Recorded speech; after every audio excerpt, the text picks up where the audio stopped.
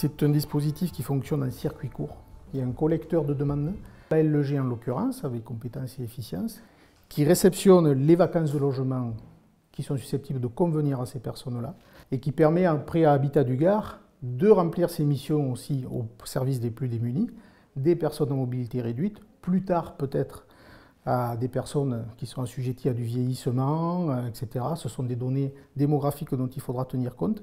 Et du coup, ça peut se réaliser très rapidement. Tous les programmes nouveaux qui vont être livrés, il y aura un rez-de-chaussée pour des logements soit adaptables, soit déjà adaptés, un logement par typologie qui seront réservés à ce type de dispositif.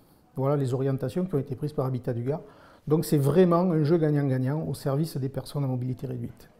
Le logement adapté correspond à un certain nombre de textes qui correspondent à un certain nombre de situations. Chez Habitat du Gard, un logement adaptable, pour faire la nuance, c'est un logement situé en rez-de-chaussée qui permet un accès aux personnes à mobilité réduite et dont l'unité de vie correspond à un certain nombre de fonctionnalités qui soient rapidement adaptables. Ouverture des portes, pente d'accessibilité pour les fauteuils, etc., etc. et toutes les fonctionnalités qu'on retrouve dans des unités de vie. Et le logement adapté, c'est le logement qui correspond définitivement aux spécificités de la situation de la personne, du demandeur et de la personne qui va devenir cliente et locataire, qui va intégrer ces lieux-là. Pour l'instant, avec Locadapt, on travaille sur les personnes à mobilité réduite. Il y a d'autres formes de handicap. La charte qui va être signée prochainement prévoit que chacun, en ce qui le concerne, réfléchisse à comment développer ce type d'action, puisque c'est pour l'instant un franc succès, à l'attention de personnes souffrant d'autres problématiques. Le vieillissement, la perte de mobilité en est une. La particularité de cette résidence-ci, c'est que le PPRI, donc tout ce qui est réglementation d'inondation, nous a imposé de surélever tous les planchers bas, rez-de-chaussée, de 80 cm.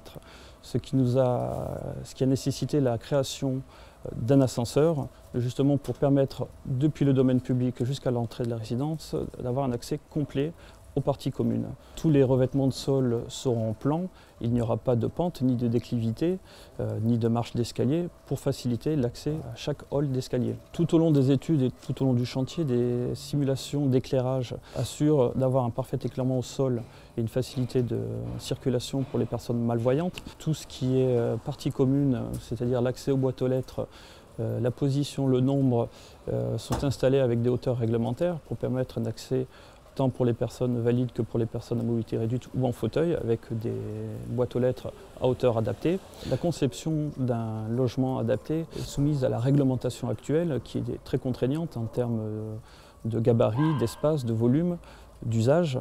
Une chambre minimum doit être complètement adaptée en termes de rayon de giration d'un fauteuil autour du lit ou de sa circulation autour du lit. La salle de bain doit être également adaptée avec l'espace d'usage du fauteuil, la barre de transfert. Tous ces éléments sont intégrés dans la conception de base. L'accessibilité des terrasses doit exclure toutes sortes de seuils ou de marches pour permettre une personne en fauteuil de pouvoir accéder simplement sur sa terrasse. Chaque logement n'est pas forcément adapté, mais il doit être adaptable. On était pas mal, on avait une villa, donc avec de la place, mais c'était pas tellement pratique, surtout pour mon mari. Mais ce qui nous a déclenché de déménager par force, c'est que les propriétaires ont voulu reprendre leur maison. Mais il aurait fallu quand même partir à un moment donné.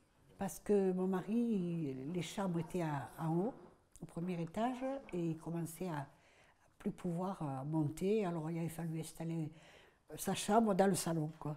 Alors j'ai fait une demande de logement à l'Habitat du Gard.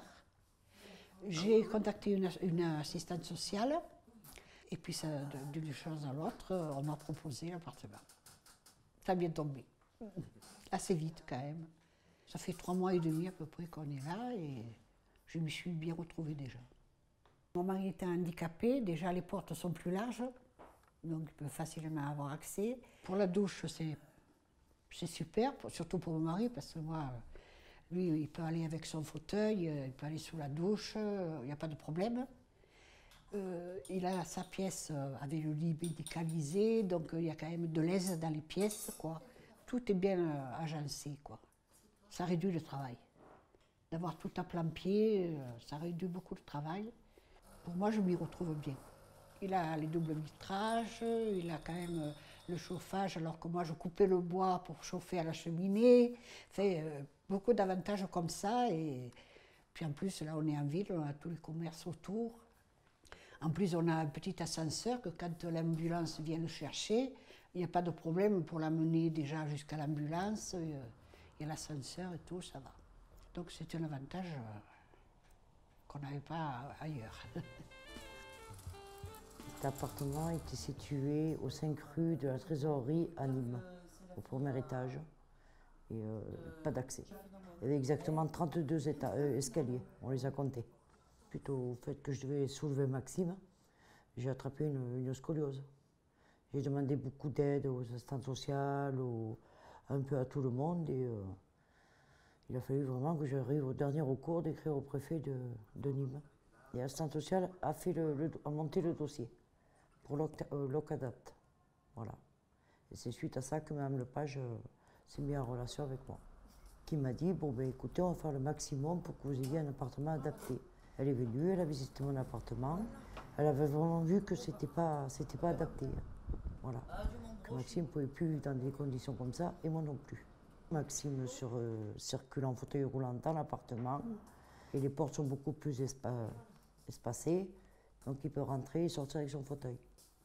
Dans toutes les pièces, il passe. Avec son fauteuil, on ne le lève pas du fauteuil pour l'amener à un endroit ou à un autre. Il peut aller à la terrasse tout seul, il peut aller là où il veut. Voilà, il circule. Bon, il a une chambre, elle est normale, un peu plus grande. Il a sa salle de bain pour lui, sauf qu'il manque quelques petites améliorations pour qu'il ait tout son confort. Il a une grande terrasse où il peut circuler. L'ascenseur, il est autonome. Tout en étant sur un fauteuil, il est autonome. Du coup, j'ai plus mal au dos déjà. Je suis contente et je ne suis pas prête de déménager. C'est une joie. Lui est heureux, moi je suis heureuse. Voilà.